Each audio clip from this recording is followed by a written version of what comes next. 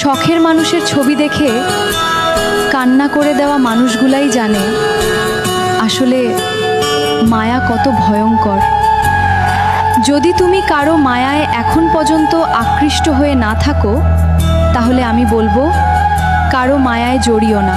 কারণ বিচ্ছেদের আগে যদি বিচ্ছেদের যন্ত্রণাটা তুমি জানতে, তাহলে সারা জীবন একাই থাকতে চাইতে। কষ্ট ভুলতে তোমার কাছে এসেছিলাম, আর সেই তুমি কষ্টই দিয়ে দিলে। শূন্যস্থান কখনো শূন্য থাকে না, কিন্তু সেই পূর্ণতায় যদি শূন্যতায় খুঁজে পাওয়া যায়, দরকার নেই সেই পূর্ণতার। একা ছিলাম, একাই ভালো ছিলাম। কেন যে তোমার মায়ায় পড়তে গেলাম আর নিজেকে নিজের কাছেই তিলে তিলে শেষ করে দিলাম। আল্লাহ গো, আমি সত্যিই জানি না আমার কপালে শেষটা কি আছে। দিনে দিনে নিজের বিশ্বাসের কাছে একটু একটু করে শেষ হয়ে যাচ্ছে। আমার জীবন ঠিক কোনখানে গিয়ে থামবে আমি সত্যিই জানি না।